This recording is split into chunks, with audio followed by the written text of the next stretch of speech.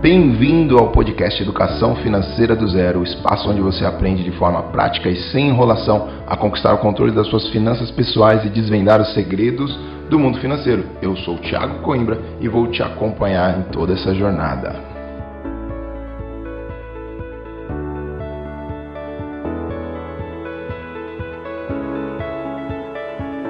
E antes de começarmos com o conteúdo de hoje, eu queria agradecer a todos os ouvintes deste conteúdo. Já somos quase 400 ouvintes, isso me deixa realmente surpreendido com o alcance que esse conteúdo tem tido, principalmente fora do Brasil nem se fala, mas em regiões do Brasil que não tenho conhecidos, e esse conteúdo tem chegado graças a essa plataforma, a essa ferramenta que a gente tem nas mãos hoje.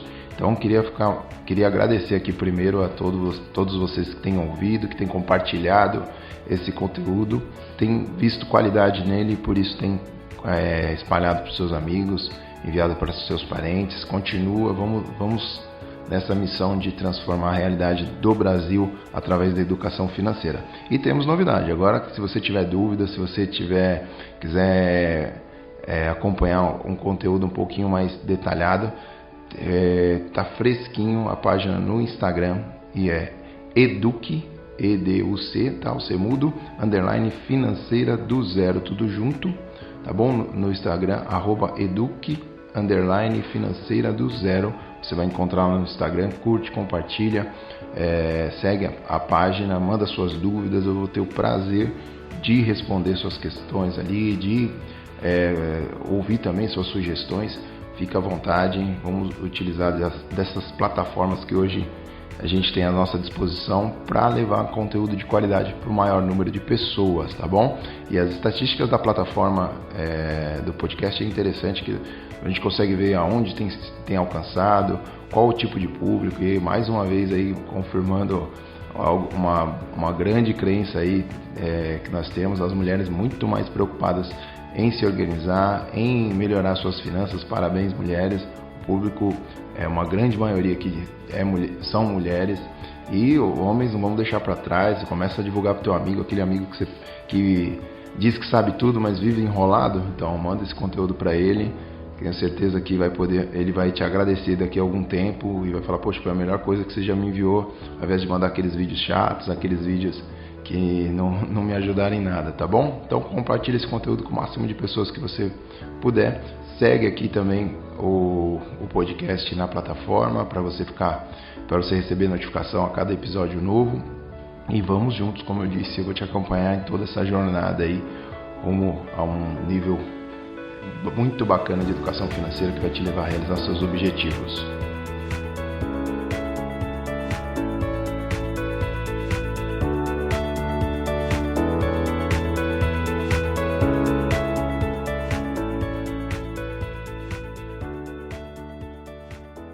E o tema de hoje nós vamos falar sobre bancos digitais. Então a gente tem tido vários episódios aí falando de algumas coisas, princípios básicos de finanças. Depois nós entramos em alguns produtos e serviços que o mercado financeiro disponibiliza para a gente, que podem nos ajudar na realização dos nossos objetivos.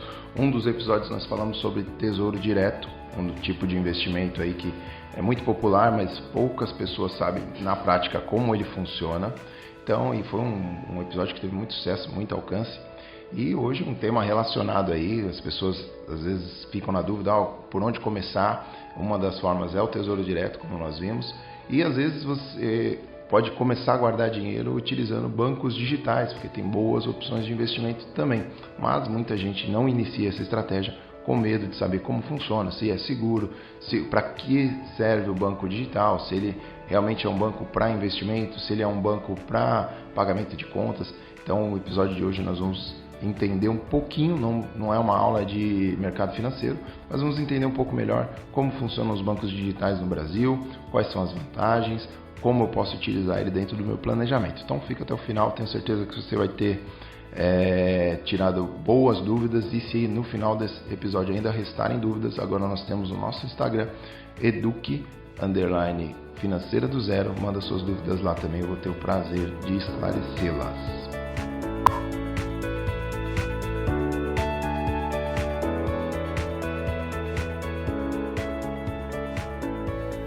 E para a gente falar de bancos digitais, primeiro vamos entender as funções que um banco exerce na nossa economia, no nosso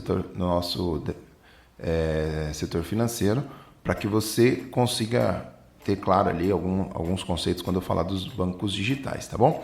Então, quando nós falamos de bancos, tá? Nós temos alguns tipos de bancos. Vamos se apegar aqui, aos principais, vamos dizer assim, os bancos de investimentos, tá bom? Que são bancos que eles são voltados para uma carteira de investimentos, para as pessoas. Você não vai conseguir, abrindo uma conta num banco de investimentos, por exemplo, dificilmente você vai ter ali na mesma carteira a tua conta corrente para pagar boletos, para pagar, fazer PIX, fazer transferência. Um banco de investimentos, ele tem uma finalidade, ele tem algumas restrições normativas para ele trabalhar apenas com investimento. E isso, vamos pensar assim, como ele trabalha só com investimento, não tem aquela movimentação de entrada e saída muito grande de recursos e muitas entradas e muitas saídas durante todo o dia, por ele não ter essa movimentação toda, acaba se tornando uma plataforma um pouco mais segura, um pouco mais conservadora. Não era bem esse termo, mas assim, é algo que não tem tanta volatilidade de volume no caixa do banco, tá? Porque as pessoas não ficam colocando investimento num dia para tirar no outro, tal. Com investimentos, por exemplo, renda fixa, crédito privado, as pessoas não ficam especulando, colocando dinheiro e tirando todo o tempo, tá? Então, ela tem movimentações de entrada e saída nos bancos digitais todos os dias, sim, mas é bem menor do que esse tipo de banco que eu vou falar agora, que são os bancos comerciais, ou os bancos múltiplos que nós conhecemos aí, os grandes bancões, tá? Que eles têm outra finalidade. Eles têm ali alguma coisa, alguma carteira de investimento. Às vezes nós encontramos alguma coisa interessante, algum investimento que vale até a pena nos bancos comerciais, mas a finalidade dele não é investimento, tá? Investimento é, como eu falei, o banco de investimento. Os bancos comerciais, eles são voltados para você utilizar ali para fazer uma transferência, para você depositar um dinheiro que você pode utilizar ainda para pagar suas contas, para transferir para algum colega, ou seja, é um banco de movimentações. Por isso que ele tem ali a sua conta corrente e aquele dinheiro está ali disponível para você passar no débito, para você fazer transferência, para fazer um PIX, para você pagar um boleto. Então, ele é um banco com uma finalidade de movimentação. Então, o banco comercial e assim, o que a gente conhece aí, os bancos múltiplos, os grandes bancões do Brasil, eles têm essa finalidade e é para isso que eles servem, e muitos deles funcionam muito bem, nos ajudam bastante aí no dia a dia, nas nossas rotinas, pagando os nossos impostos, pagando nossas contas, e legal, é para isso, tá? Mas banco de investimento é diferente, por isso que eles têm mais vantagens na hora de você encontrar um investimento mais personalizado, mais a cara daquele objetivo que você tem para realizar algum sonho, alguma coisa. Então aí a gente vai para os bancos de investimento. E aí nós entramos nos bancos digitais.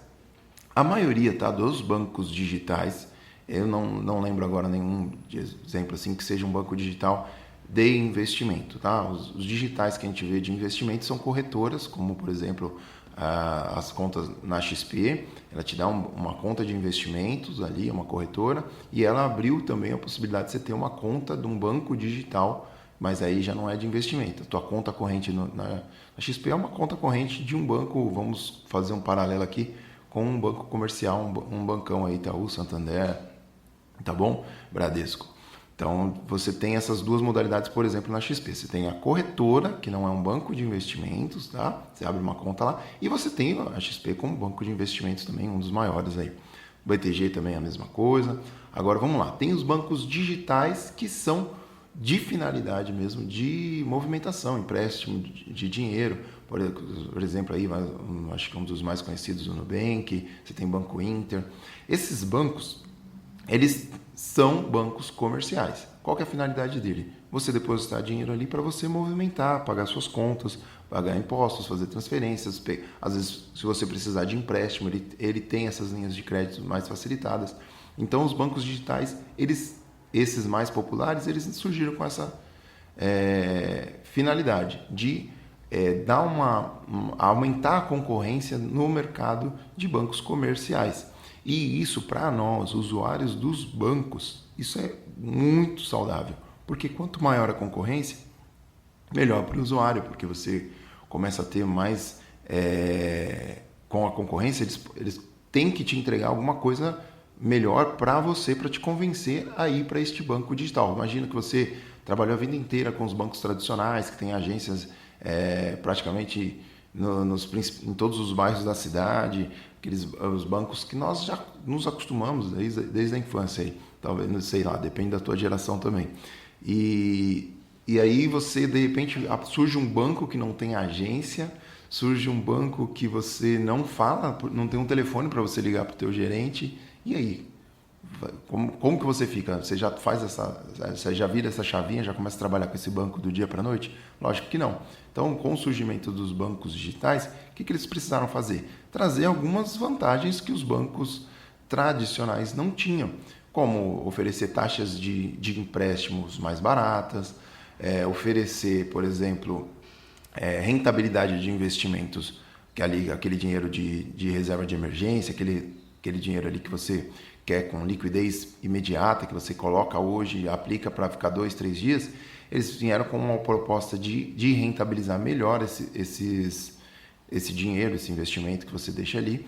Então, os bancos vieram com essa proposta, por isso que ganharam muita popularidade e ficaram e chegaram para ficar realmente no mercado brasileiro, já estão aí consolidados. Acho que ainda tem uma parcela da sociedade que tem dúvidas, que às vezes tem receio de colocar dinheiro num banco digital, mas cada dia essa parcela vai diminuindo mais e o intuito deste episódio de hoje é esclarecer a tua dúvida, as tuas dúvidas com relação aos bancos digitais, para que, se você tem esse desejo e vê que realmente tem vantagem no banco digital, através da informação, você sabendo como ele funciona, aí você vai ter mais segurança para decidir se sim ou se não começa a operar através dos bancos digitais, tá bom? E eu vou falar primeiro sobre segurança. Falando sobre segurança dos bancos digitais. Como que funciona, qual que é a diferença de um banco tradicional para um banco digital no critério segurança, tá? Vamos lá. Todo o mercado de bancos, vamos pensar assim, aqui no Brasil, ele está sob um guarda-chuva. Que guarda-chuva é esse? É o Banco Central, que é um banco, uma instituição do governo que tem a finalidade de garantir a segurança do nosso mercado financeiro, do nosso sistema financeiro. Então, o que ele faz? Diversas normas, fiscalizações, ele está em cima dos bancos para que eles operem de forma segura e não coloquem o sistema financeiro em colapso, tá bom? Então essa é a função do Banco Central e ele faz muito bem essa função, tá bom? O nosso sistema financeiro brasileiro, ele é invejado por países do primeiro mundo, tá bom? Então nós temos um padrão de segurança, de controle no nosso sistema financeiro que dá aula para muitos países desenvolvidos aí. Então, o Banco Central, ele além de fiscalizar, normatizar, acompanhar as operações dos bancos tradicionais, que nós já conhecemos há anos, ele também faz esse papel, e tem que ser assim mesmo, sobre os bancos digitais. Lógico, os bancos digitais, por se tratarem de digitais, terem algumas exposições, em algumas coisas, alguma exposição a risco menor, em outras uma exposição maior, eles têm uma normativa, às vezes, que difere do banco principal ali, dos bancos tradicionais. Mas o nosso Banco Central, ele tem muito bem avaliado esses riscos e ele acompanha com o mesmo rigor, com o mesmo empenho as operações dos bancos digitais também. Porque, lembra que eu comecei falando do Banco Central dizendo que a função dele é garantir a segurança do sistema financeiro. Então, não é interessante para o Banco Central um banco digital surgir, criar uma carteira de clientes ali, sair emprestando dinheiro, sair captando dinheiro, daqui a pouco esse banco quebrar e, como os bancos estão muito interligados na nossa economia, depois isso virar um problemaço para o Banco central aí uma quebradeira de bancos não é interessante. Então, por isso que ele faz o mesmo nível de controle, o mesmo nível de acompanhamento nos bancos digitais que ele faz dos bancos tradicionais. Então, se falando de segurança, se a gente pensar que o fiscal ali, o guardião é o mesmo, então nós podemos dizer que temos vamos pensar aí, um nível muito semelhante, se não igual, de segurança nos bancos digitais com relação à solvência deles, à solidez deles, tá bom? E agora vamos falar sobre as vantagens, né? Como eu falei também na introdução, esses bancos digitais, quando surgiram, eles tiveram que trazer algo a mais, algumas vantagens que os tradicionais não tinham para atrair os correntistas, porque ninguém ia deixar o banco tradicional para ir para um banco que seria novidade, os bancos digitais, se ele não tivesse ali alguma contrapartida, ali, algum benefício. E aí a gente via, quando os bancos foram surgindo, a gente via, por exemplo, o dobro de rentabilidade, por exemplo. Vamos lá, você lembrar aí da aula do CDI, dos CDBs. Então, os bancos tradicionais, às vezes, te pagavam, 80%, 90% do CDI. Então, lembra do que é o CDI lá, aquela taxa de empréstimo de um banco para o outro, que serve como referência para eles colocarem os CDBs, que é quando eles captam o dinheiro das pessoas ou das empresas, o capital privado, e traz para dentro do banco. Então eles falam, eu pego o teu capital privado aqui e te remunero por 80% do que eu ganho quando eu empresto para um outro banco, tá? Então a gente estava acostumado com isso. Quando os bancos digitais surgiram, eles falaram, não, no mínimo eu vou te pagar 100%. Se para mim emprestar para um outro banco ou pegar emprestado de um outro banco, eu tenho que pagar, por exemplo, 10% ao ano, eu vou te pagar também 10% ao ano se você me emprestar o dinheiro. E aí ficou aquela, em vez dele pegar o dinheiro de outro banco, ele pega o dinheiro do mercado aqui, do capital privado. E aí foi nessa estratégia aí que os bancos foram crescendo. Alguns bancos chegavam a dar o dobro de remuneração. Vinha lá 200% do CDI. Ou seja, se o CDI estava em 10% ao ano, aquele banco digital estava remunerando a 20% ao ano. Por quê? Porque eles tinham que captar a carteira, eles tinham que mostrar que eles tinham uma quantidade de cliente interessante para atrair investidores, para captar mais recursos e se solidificarem no mercado. Hoje é mais raro você encontrar estratégias assim como 200% do CDI de rentabilidade, mas ainda assim os bancos digitais ainda conseguem entregar uma rentabilidade melhor do que os outros bancos, porque eles são mais leves, vamos pensar assim. Porque eles não têm agências em todos os bairros como os bancos tradicionais, por exemplo, o custo de aluguel, custo de ter um gerente ali em cada agência, ter ali funcionários, limpeza, segurança. Por eles não terem todos esses custos, isso acaba diminuindo o custo da operação desses bancos, consequentemente aumenta o lucro deles, vamos dizer assim, a margem de lucro deles, e aí eles distribuem parte desse lucro através de diminuição de taxas, de melhora de remuneração dos investimentos. Então é uma boa explicação aí por que os bancos digitais às vezes remuneram melhor os seus investimentos. Na linha de crédito também, que é uma das principais funções dos bancos comerciais, que é de emprestar dinheiro para empresas, para as pessoas quando elas precisam, os bancos digitais também têm essa vantagem, por terem menos custos, eles acabam conseguindo apresentar taxas de juros um pouco mais baratas, tá? Só que, lógico, os juros está muito mais relacionado a quem está tomando o crédito, tá? Os juros na hora de um empréstimo. Ele está mais relacionado a quem está tomando o crédito do que a quem está emprestando. Então, aquela pessoa que está emprestando, aquela instituição que está emprestando, ela tem um custo menor? Tudo bem, isso consegue reduzir um pouquinho a taxa. Porém, a boa parte da taxa aí é calculada com base no risco que aquela pessoa que está tomando o crédito apresenta.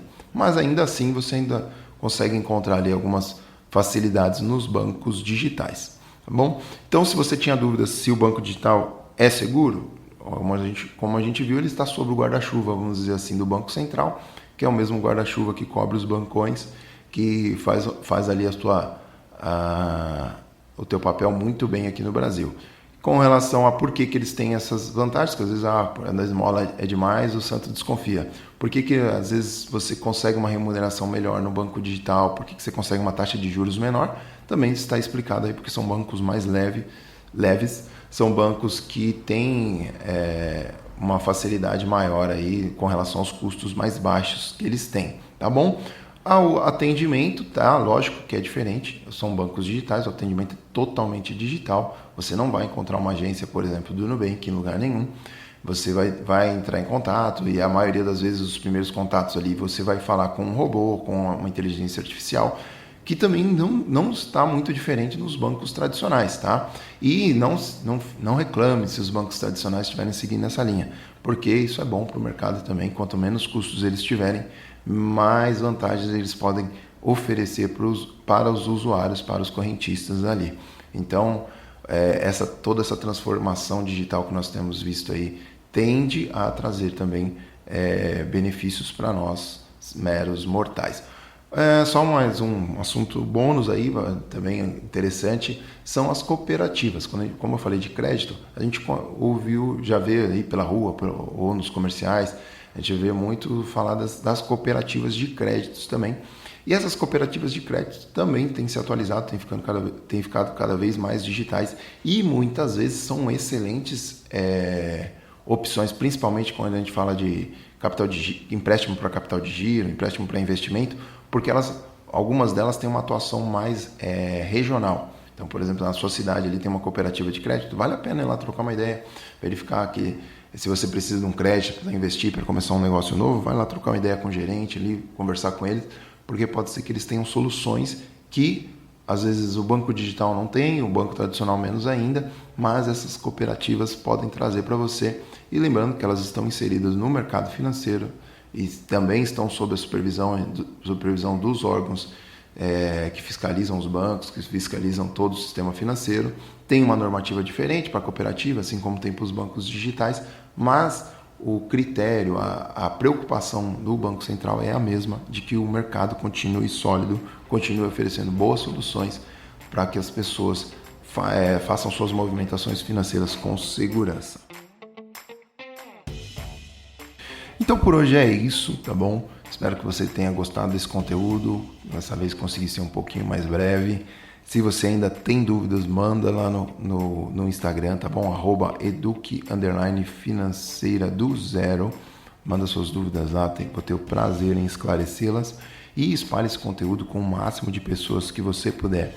Porque nós vamos sim transformar a realidade do Brasil através da educação financeira. Me ajuda aí e eu vou te acompanhar em toda essa jornada. Estamos juntos. Até a próxima.